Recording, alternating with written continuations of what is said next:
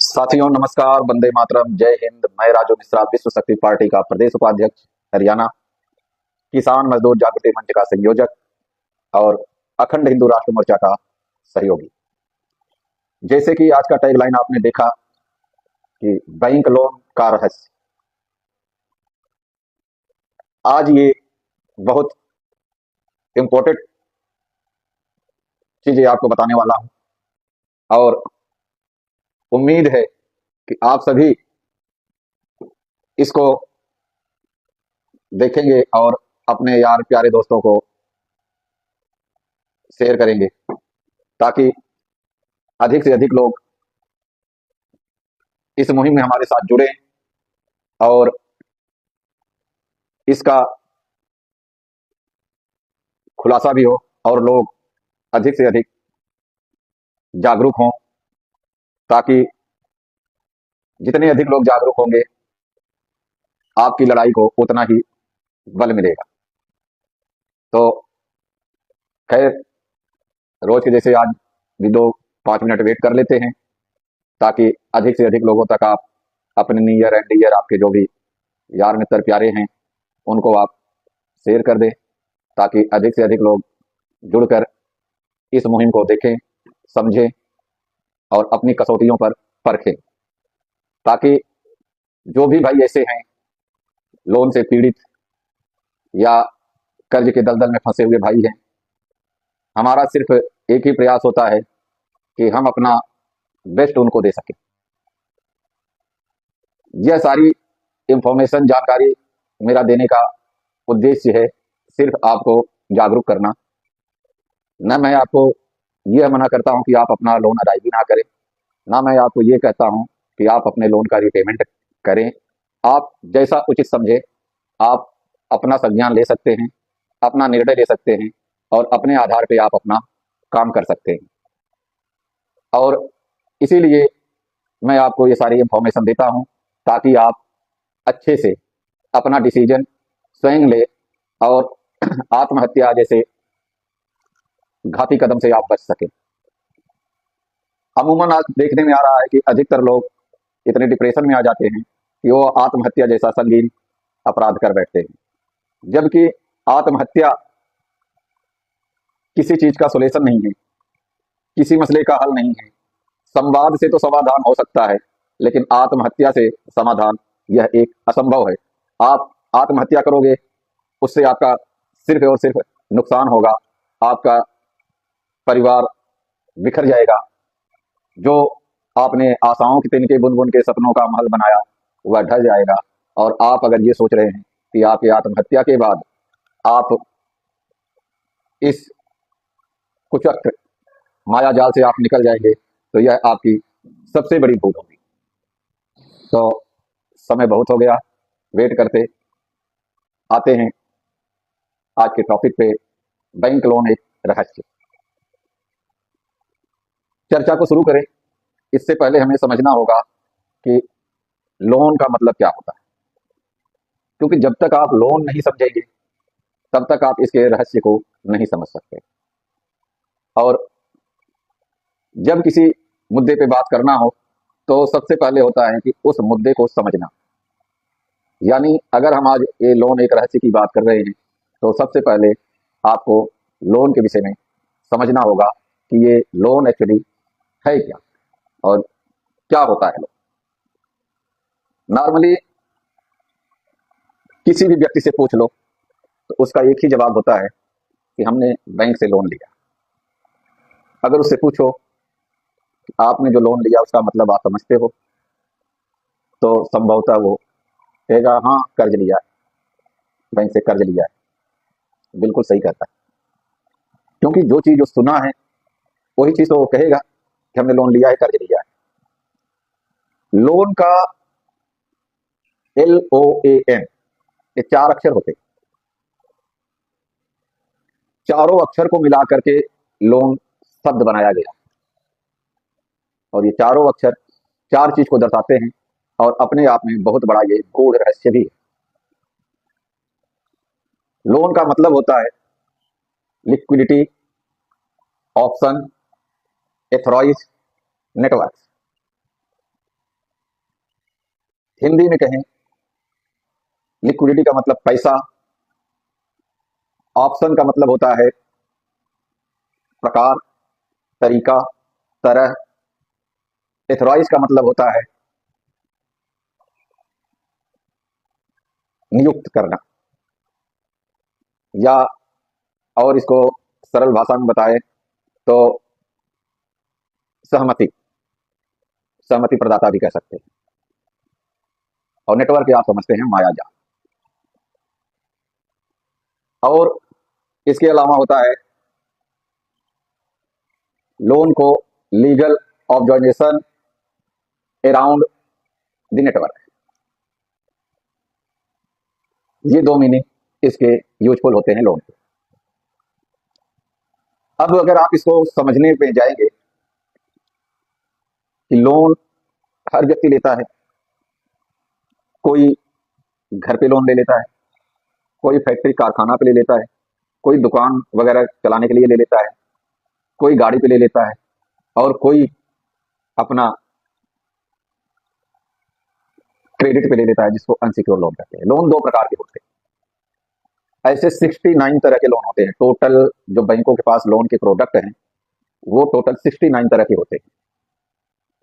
और उन 69 तरह को जो लोन होते हैं उसको सिर्फ दो पार्ट में बांटा गया है, एक सिक्योर और एक अनसिक्योर। इसी दोनों के बीच में एक आता है एमएसएमई, जिसका जिक्र आम आदमी को पता ही नहीं। क्यों नहीं पता है? क्योंकि बहुत बड़े बड़े जो उद्योगपति होते हैं वो एमएसएमई और सीजीटीएमएसई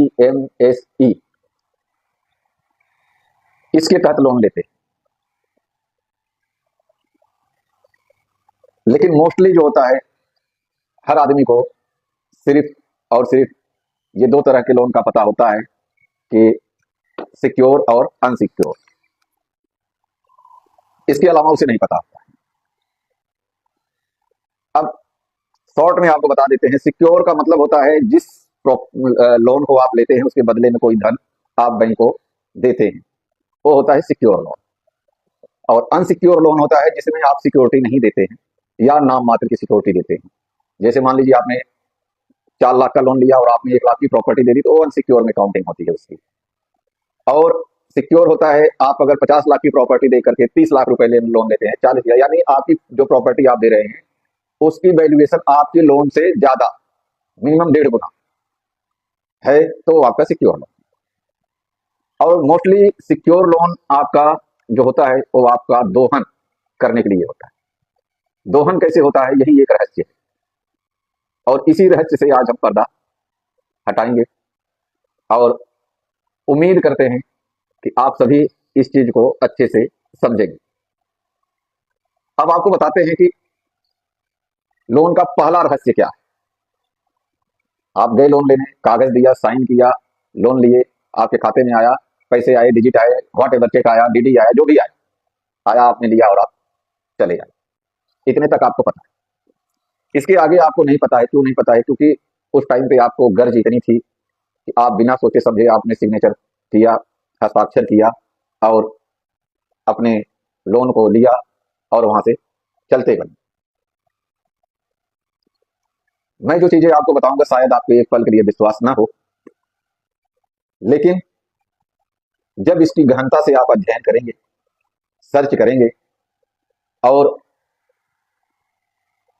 उसमें जो आपने लोन लिया है गहनता से अध्ययन करेंगे, तो आपको उसमें से समझ में जरूर आएगा। यानी जो बातें मैं आपको बता रहा हूं वो कोई हवा हवाई नहीं बता रहा हूं, और बहुत अच्छे से आपको बोल के बता रहा हूं कि जो रहस्य है वो आपको पता नहीं है। और जब आप उसको गहनता से अध्ययन करेंगे, गहनता से छानबीन करेंगे, उसकी स्टडी करेंगे, तब आपको वो सारी चीजें सामने आएंगी। रहस्य नंबर 1 है लोन का असली ब्याज। अब आप कहेंगे कौन सा रहस्य है?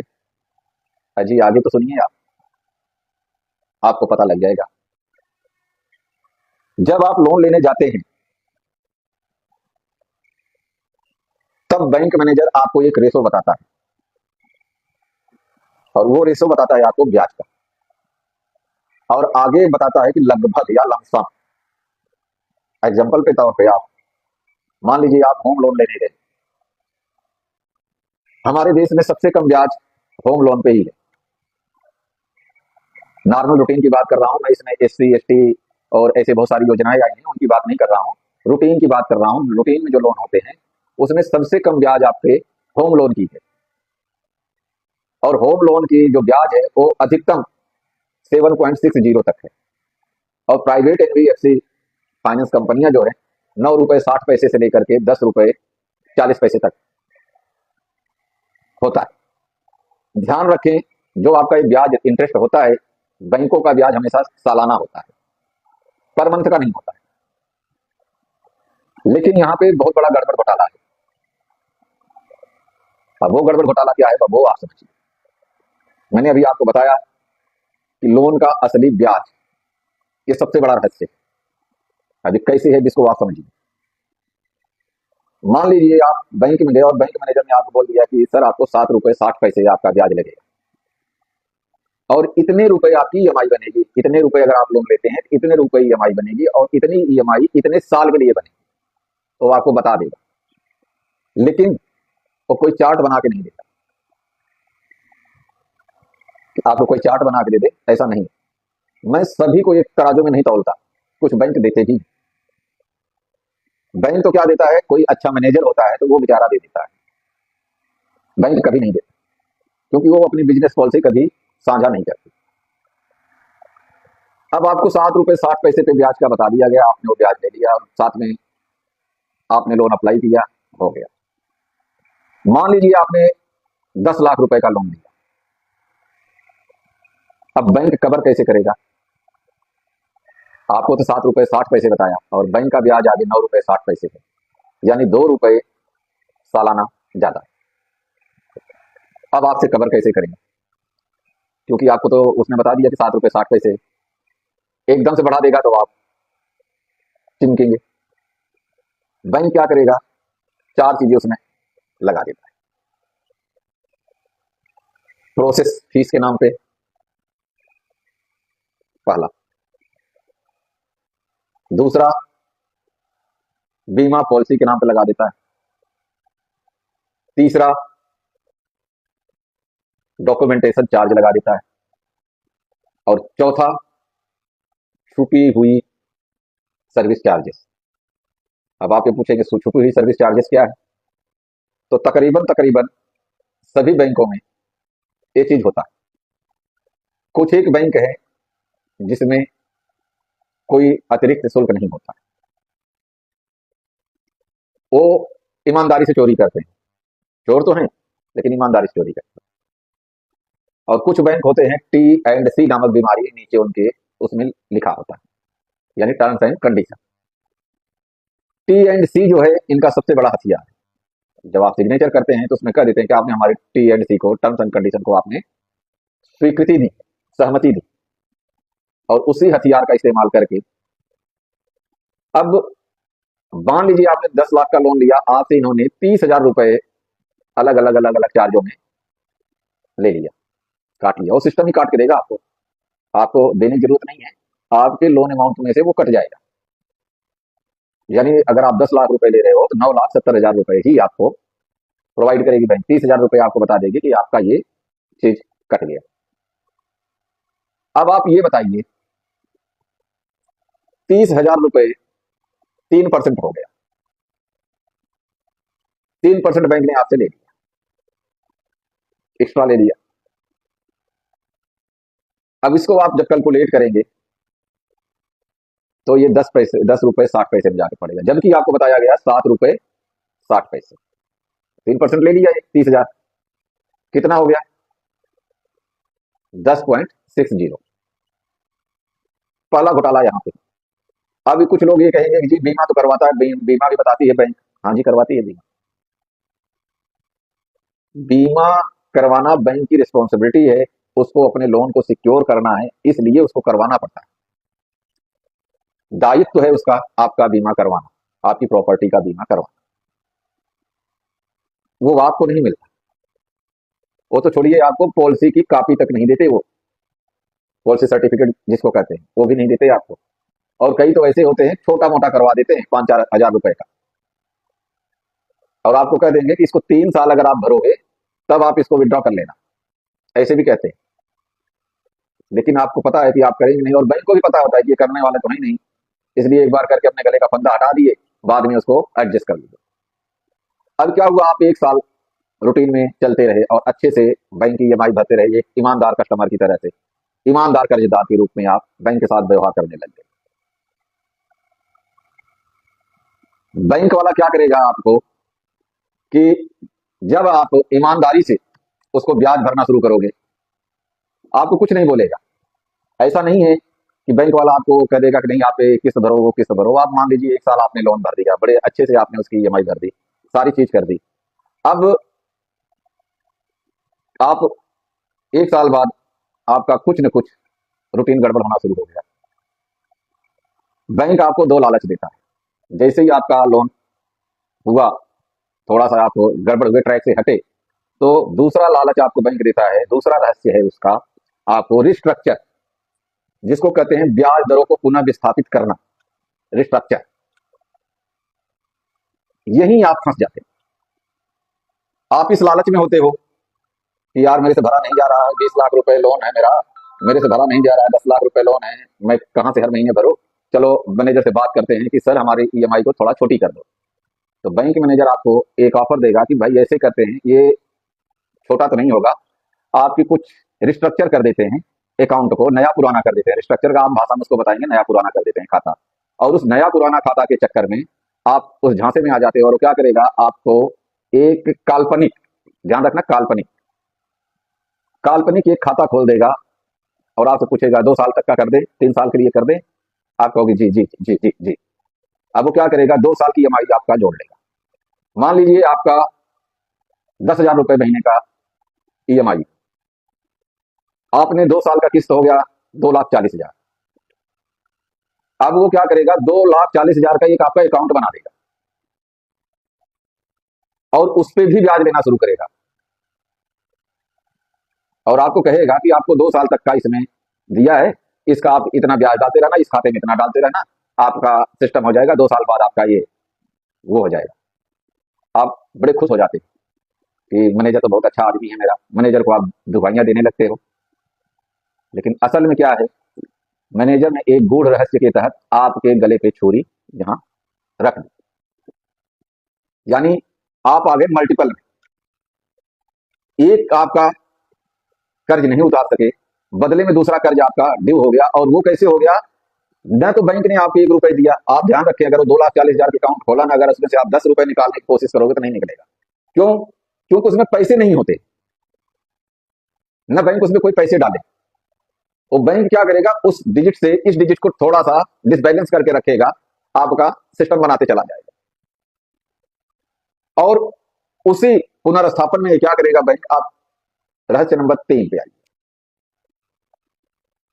तीसरा रहस्य है कि जैसे ही आपने लोन रिस्ट्रक्चर करवा लिया, उस टाइम पे भी बैंक 1-2 कागजों पे आपको सिग्नेचर करवाएगा, और उसी टाइम बैंक आपके जो 7 रुपए 60 पैसे का आपको प्रॉमिस किया था, वो कब जाकर के 11 रुपए 60 पैसे को हो जाएगा आपको पता नहीं चलेगा। अब 7 रुपए 60 पैसे और 11 रुपए 60 पैसे के बीच में डिफरेंस आया कितने का, 4 रुपए का। यानी अगर आपको 10,000 रुपए भरना था ईएमआई, तो आपकी ईएमआई कितनी बन गई, 10,400। अभी यही आपका पीछा नहीं छूटा। अगर आप सोचे कि 10,400 रुपए भर के आपका पीछा छूट गया, तो नहीं, 10,400 रुपए तो आपका मूल अकाउंट का हो गया, जो आपने स्टार्टिंग में लिया 10 लाख रुपए लोन, जिसकी आप ईएमआई भर रहे थे 10,000 रुपए में।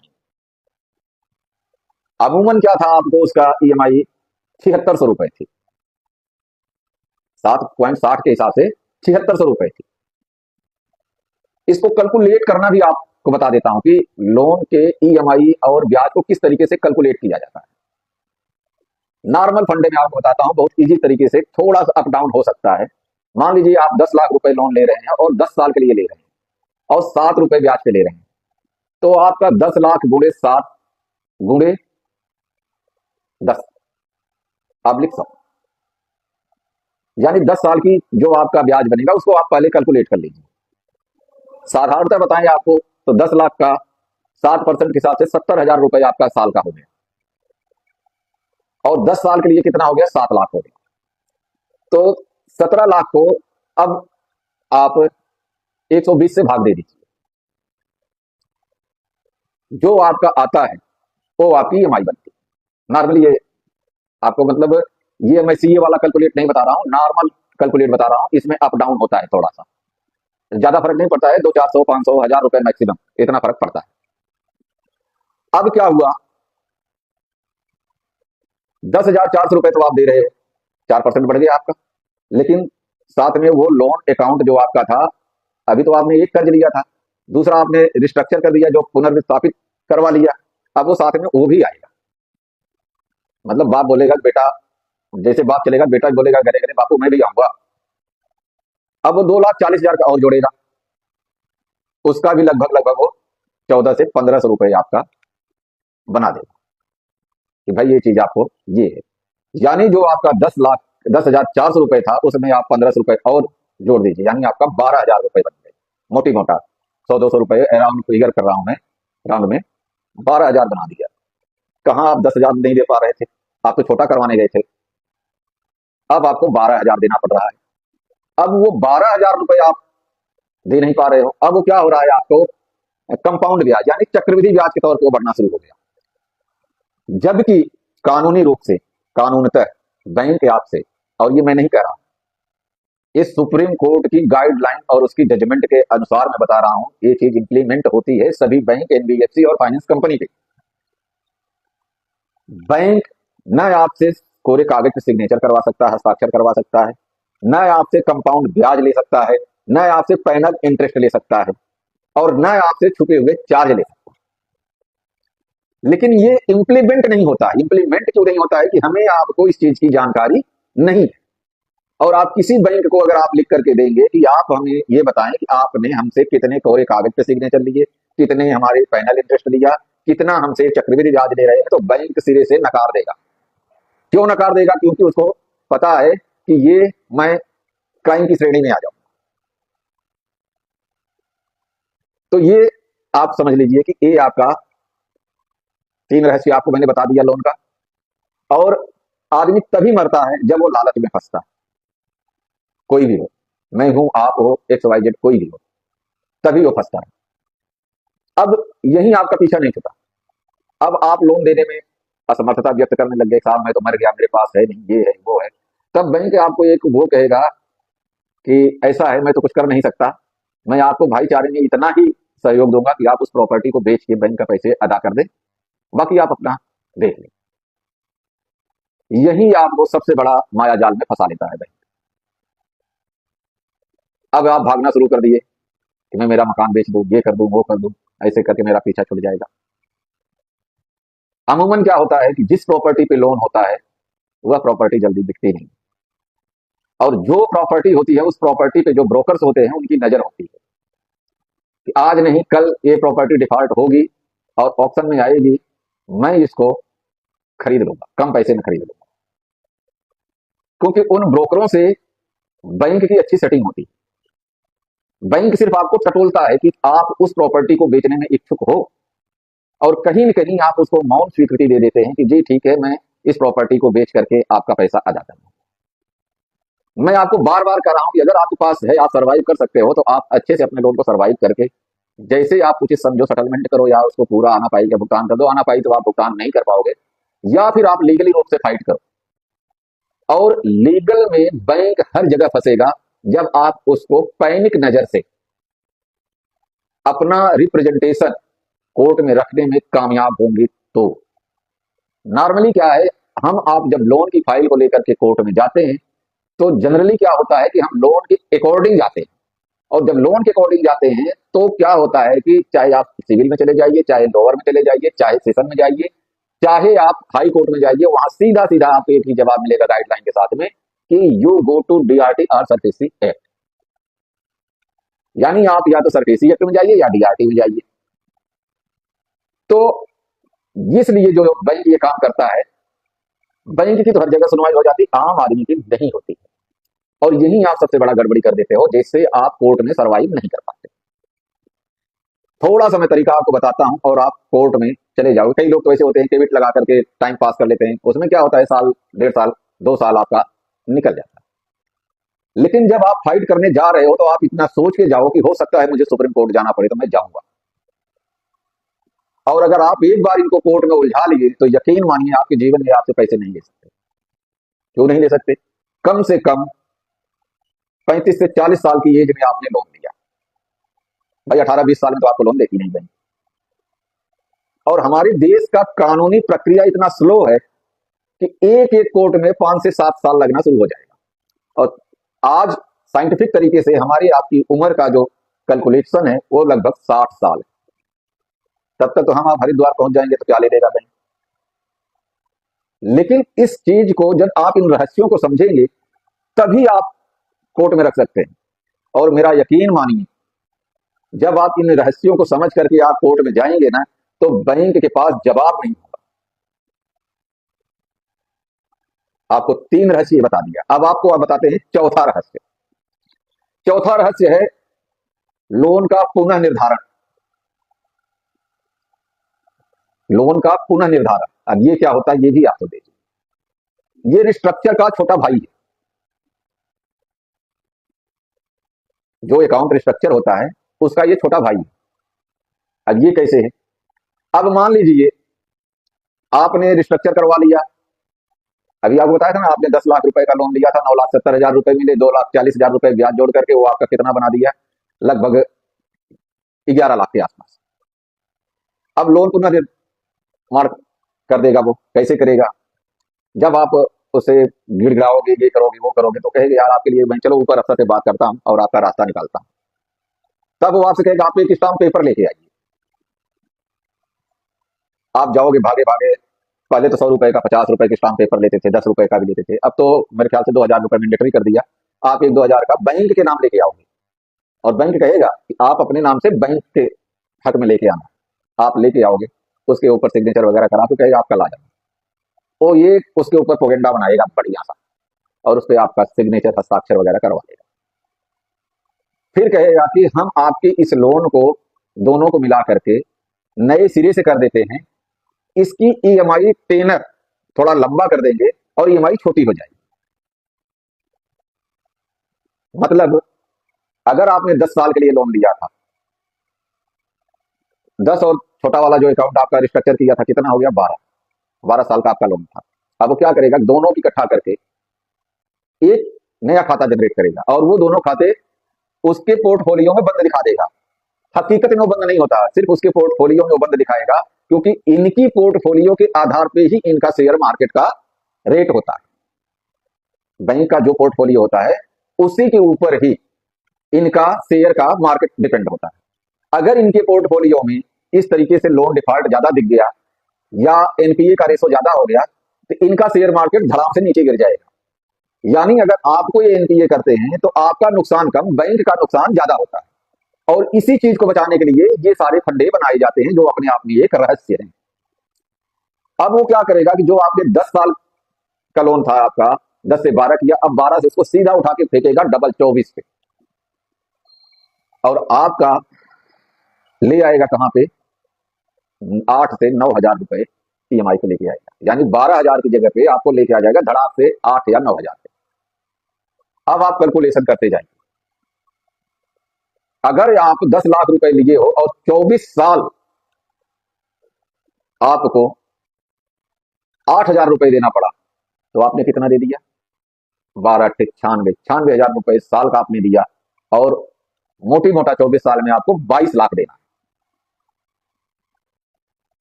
अब बताइए आप, और जो पहले दे दिए हो गए उसके कैलकुलेशन नहीं होगा। अगर आप ये सोचो ना 10 लाख में से आपने कुछ दिया वो कैलकुलेट हो जाए, तो वो नहीं होगा, वो एक्स्ट्रा है। ये बैंक का रहस्य नंबर 4 हो गया। और ये जितनी बातें आपको बता रहा हूं, अगर आप चाहें, हर आदमी समाज से जुड़ा हुआ है, समाज में किसी न किसी तरह से कोई न कोई जानकार आपका मिल जाएगा। जो बैंकिंग सेक्टर में काम किया हो, अच्छे पोस्ट पे यानी मैनेजर या चीफ मैनेजर पोस्ट पे हो, अगर आप उससे इस सारी चीज को डिस्कस करेंगे तो आप पाएंगे कि मैं जितनी बातें आपको बता रहा हूं 100% सत्य बता रहा हूं। क्योंकि मुझे आपको झूठ बोल करके कुछ लेना नहीं, और लाइव में बोल रहा हूं ये चीज, तो इसका मतलब आप खुद ही समझ सकते हैं किस तरीके से मैं आपको इस चीज का एक्सप्लेन कर रहा हूं। अब आते हैं आपके पांचवें रहस्य पे। पांचवा रहस्य आप सबने सुना होगा, वो है सब्सिडी। सब्सिडी नामक एक ऐसी बीमारी है जो अपने आप में बहुत बड़ा रहस्य है। कैसे? पहले क्या था, जब आप लोन लेते थे तो बैंक की कार्रवाई होती थी कि उस सब्सिडी को बैंक क्लेम करे। अब क्या कर दिया, बैंक की कोई रिस्पॉन्सिबिलिटी नहीं। क्यों नहीं है? सब्सिडी अप्लाई करते बैंक वाले तो वो सरकारी पैसे होता, 4 साल 5 साल 3 साल साल 6 महीने, यानी आता लेट आता। तो फाइल कहीं रुक गई तो रुक गई, अड़ गई तो अड़ गई, निकल गई तो निकल गई। बैंकों ने क्या किया, इस चीज को कस्टमर के ऊपर डाल दिया, भाई सब्सिडी का क्लेम आप करोगे। अब उस सब्सिडी को आप जो लेते हो, ये सब्सिडी का दो प्लेटफॉर्म है, एक नाबार्ड, एक डीआईसी। नाबार्ड वाली सब्सिडी तो आपको बड़ी आसानी से मिल जाती है, थोड़ा सा भाग दौड़ा, आसानी तो क्या, कम भाग दौड़ मिल जाती है। लेकिन जो डीआईसी वाली है उसमें इतने कंडीशन होते हैं कि वो आप पूरा ही नहीं कर पाते। और दूसरी चीज क्या है कि जब बैंक की रिस्पॉन्सिबिलिटी थी तो बैंक अपने आप उस सारी चीजों को, नॉर्म्स को पूरा कर देता। और बैंक आपको बड़े धड़ल्ले से कहता है जी अगर आपने, डरा देगा आपको, सब्सिडी के नाम पे आपको डराएगा कि जी अगर आपका रेगुलर ईएमआई जाएगा ना 1 साल तक, तब सब्सिडी मिलना शुरू होगी। और अगर एक भी ईएमआई लेट हो गई या आपने नहीं दिया, बाउंस हो गई, पेंडिंग हो गई और नहीं दे पाए, तो आपको कोई सब्सिडी नहीं मिलेगा। वो बैंक आपको डरा देता है।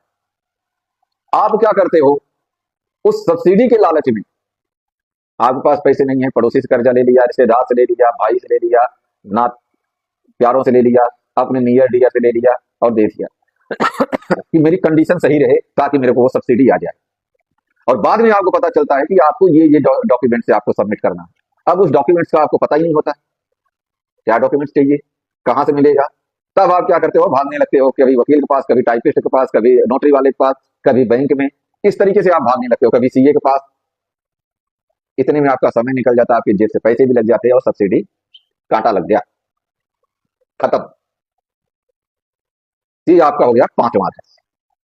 और आजमा लेगा, जितनी बातें मैं कह रहा हूं, आप एक एक बात पे आप देखेंगे, गौर करेंगे तो आपको अपने आप हर एक बातों का सिस्टोमेटिक तरीके से आपको जवाब मिलेगा। आपको अपने ही लोन में मिलेगा, दूसरे के लोन में देखने की जरूरत नहीं। इन सारी चीजों को जब आप आकलन करेंगे सॉरी। अब छठा और मुख्य रहस्य आपको बताता हूं, वो है फेक डॉक्यूमेंट्स।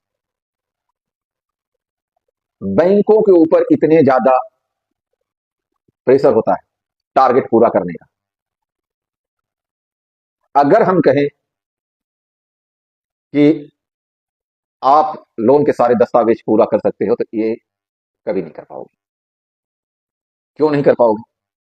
क्योंकि आपको, हमें पता ही नहीं कौन सा कागज कहां से बनेगा, किस रूप में बनेगा, किस तरीके से बनेगा, क्या रीजन है, पता नहीं होता है। बैंक क्या करता है, उस प्रेशर के तहत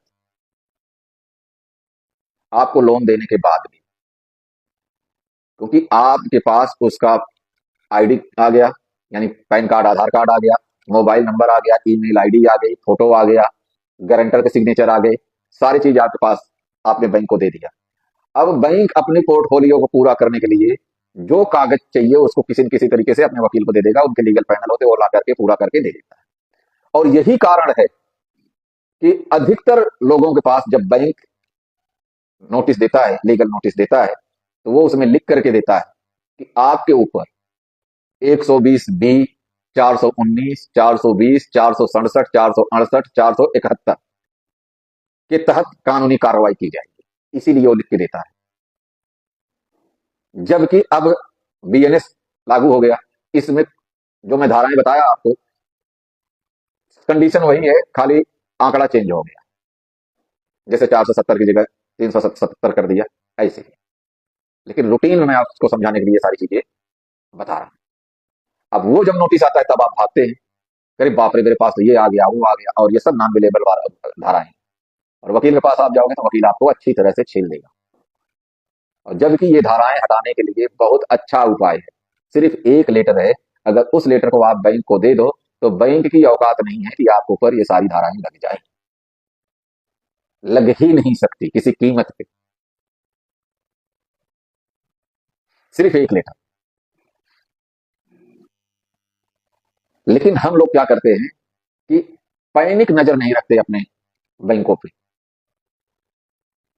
और बैंक रहस्यमय तरीके से हमें आपको मकर जाल में लेता है, और उसके बदले में हमारा आपका दोहन होता है, शोषण होता है, शारीरिक, मानसिक, आर्थिक और सामाजिक। और इससे हम दुखी होकर के क्या करते हैं, आत्महत्या, सुसाइड। लेकिन अगर सुसाइड करने से आपका लोन माफ हो जाए, आपका दायित्व खत्म हो जाए, तो ये तो बहुत अच्छा बात है, कर लो, जिंदगी तो जीनी है, कर लो। लेकिन ऐसा नहीं दोस्त, आप सुसाइड कर जाओगे, बैंक को कोई फर्क नहीं पड़ता, सरकार को कोई फर्क नहीं पड़ता, आपके नात प्यारे रिश्तेदार को भी कोई फर्क नहीं पड़ता। फर्क पड़ता है तो आपके अपने माँ बाप को फर्क पड़ता है, आपके बीवी बच्चों पे फर्क पड़ता है, और किसी से कुछ लेना देना नहीं। सरकार की निगाह में एक आप नंबर, काउंटिंग नंबर, वो पता नहीं आप एक नंबर पे हो या 140वें करोड़ पे हो, ये नहीं पता, लेकिन आप एक नंबर हो। बैंक की निगाह में आप एक ग्राहक हो।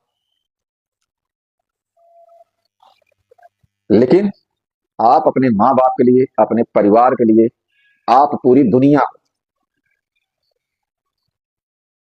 और आप क्या सोचते हो कि आपने अगर सुसाइड कर लिया, आत्महत्या कर लिया, तो लोन साफ हो गया? नहीं, आपका बैंक एक बार आएगा, पता कर लेगा, या आप ज्यादा ज्यादा क्या करेंगे, आपके परिवार वाले आपका डेथ सर्टिफिकेट ले जाकर के वहां दे देंगे, वो आगे रिपोर्ट कर देगा। 2 महीना 4 महीना बैंक वाले रुके रहेंगे, उसके बाद उनकी कार्रवाई फिर शुरू हो जाएगी। उससे क्या होगा, आपके बीवी बच्चों को टॉर्चर किया जाएगा, आपकी प्रॉपर्टी किसी न किसी इन प्रकार है वो आपकी प्रॉपर्टी को हड़पेंगे, और हड़प करके अपनी रिकवरी करेंगे, आपके बीवी बच्चों को रोड पे ला करके छोड़ देंगे। यही होगा, और हो रहा है, प्रेजेंट में हो रहा है। ऐसे बहुत सारे लोगों का कॉल भी आ ली मेरे पास, केसेस भी आ ली। और मैं कोई हवा हवाई बातें नहीं करता, मैं मेरे पास इस सब चीज के प्रमाण होते हैं, तब मैं बोलता हूं ये चीजें ऐसे है, ये चीजें ऐसे है। तो मेरी आप सबसे ये रिक्वेस्ट है कि आप लोग कृपया आत्महत्या जैसे कदम ना उठाएं। आप संघर्ष करें, हम आपके साथ हैं। अंग्रेजी में कहावत है, life is a mystery solve to be challenge face to face. यानी जिंदगी जो है ये पहेली तो है, लेकिन इस पहेली से हमें घबराना नहीं, उसको फेस टू फेस सॉल्व करते जाना। जैसे हमारा सामना होते जाए, क्या होगा, ज्यादा से ज्यादा क्या होगा, हम उस लड़ाई में हार जाएंगे, बस इतना ही होगा। लेकिन हमारी अगर मेंटालिटी होगी कि हम इस लड़ाई में हार जाएंगे तो हम हारेंगे। लेकिन मेरा मानना है कि हम किसी लड़ाई में हारते नहीं, या तो जीतेंगे या तो सीखेंगे। और अगर आप यकीन मानिए इस विचारधारा से आप लड़ोगे, या तो जीतेंगे या तो सीखेंगे। आपको दुनिया में कोई ताकत ऐसी नहीं है जो आपको परास्त कर दे। ठीक है, हम कुश्ती लड़ रहे हैं, गिर पड़े, सामने वाला मेरे से जीत गया, लेकिन मैं सीख तो गया कि किस दांव से मुझे गिराया। अब उस दांव की काट हम निकाल लेंगे अगली लड़ाई में। सेम यही पैटर्न चलेगा आपका कोर्ट में। मान लीजिए आप लोअर कोर्ट में आप हार गए मुकदमा, लोअर कोर्ट लास्ट नहीं है ना। आपने लोअर कोर्ट में आपने जब हारा तो आपने देख लिया कि मेरी इस कमजोरी की वजह से मैं ये हारा। अब आप सेशन कोर्ट में चले जाइए, उस कमजोरी को काट को लेकर के कि जी हमें नहीं सुना गया हमारी चीज, ये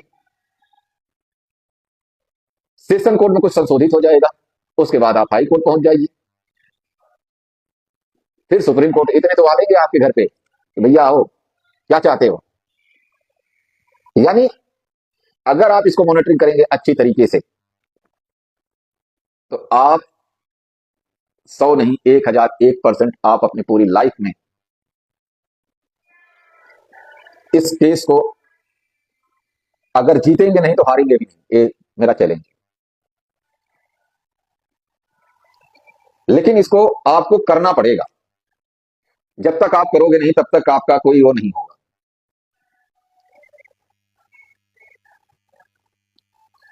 अब आपको बताते हैं सातवां रहस्य। सातवां जो है सबसे बड़ा रहस्य, वो है बैंक की नीति। हर बैंक का रूल्स एंड रेगुलेशंस अलग होते हैं, हर बैंक का रेशो अलग होता है, हर बैंक का टर्म्स एंड कंडीशन अलग होता है, हर बैंक का सिस्टम अलग होता है, हर बैंक का काम करने का तरीका अलग होता है। वो हमें आपको नहीं पता होता है। हमें आपको सिर्फ ये पता होता है कि हमने लोन लेना है। सिर्फ हमें आपको ये पता है कि लोन लेना, पैसे की आवश्यकता है, पैसे चाहिए हमें, जैसे मर्जी मिल जाए, चलो साइन कर दो, कोई बात नहीं। आधार कार्ड ले ले, पैन कार्ड ले ले, मतलब जितने भी आप उसे उस टाइम में डॉक्यूमेंट्स मांगेगा, आप गूंगे बहरे अंधे होकर उसको देते चले जाओगे। न आपने कभी उसकी कंडीशन को पढ़ा, न कभी आपने उसके नियम को फॉलो किया, न कभी आपने उससे ये जानकारी लेना उचित समझा। आपको लोन मिल गया, आप लिए, बस। और कुछ कुछ बैंकों की तो कंडीशन यहां तक होती है कि अगर आप लोन डिफॉल्ट करते हैं तो तीसरी ईएमआई डिफॉल्ट होने के बाद आपकी प्रॉपर्टी को वो तुरंत प्रभाव से बेच सकते हैं। इस तक आप किसे एफिडेविट लिए बैठे रहते हैं, और जो हम आप दे के आ जाते हैं, आसानी से दे देते हैं। वो कह देगा कि ये चीज आप एफिडेविट बनवा लाओ, आप एफिडेविट बनवा लाओ, नोटरी करवा लाओ, नोटरी करवा लाओ। क्योंकि उनके पास तो प्रोफार्मा बना हुआ है, वो आपका डाले, फटाक से प्रिंट निकाले, बोले जाओ इसको आप नोटरी करवा लाओ। आप गए, नोटरी करवा के ला के दे दिए, यानी आपने अपनी बाजुओं को कटवा लिया। तो अब आपके पास ऑप्शन क्या बचा, क्योंकि आपने खुद ही अपने पैरों में कुल्हाड़ी मार ली। अजी कुल्हाड़ी तो छोटा घाव करेगा, आपने तो फावड़ा ही मार दिया। यही सबसे बड़ा रहस्य है। और खास करके जो ये आपको मैं लोन के रहस्य बताया, अगर आप इन लोन को, आप अपने दस्तावेज को पढ़ेंगे, जांच पड़ताल करेंगे, परखेंगे, तो आप वाकई कहेंगे कि वाकई आपने जो जानकारी दी वह सही। तो साथियों, लगभग 1 घंटा होने को आ गया। आज का लाइव यहीं समाप्त करते हैं। और हमारे साथ मेवाड़ से गोपाल शर्मा जुड़े, जो हमारी विश्व शक्ति पार्टी के वो हैं, लोकसभा उपाध्यक्ष हैं। भाई साहब को राम राम है। और